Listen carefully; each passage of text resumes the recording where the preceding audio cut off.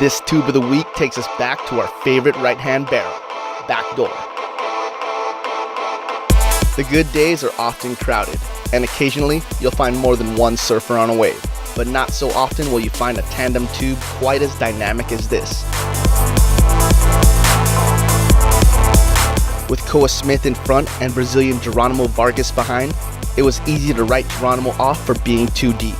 But with the perfect line in such a hollow tube like Backdoor, both made it through to the cheers of everyone watching.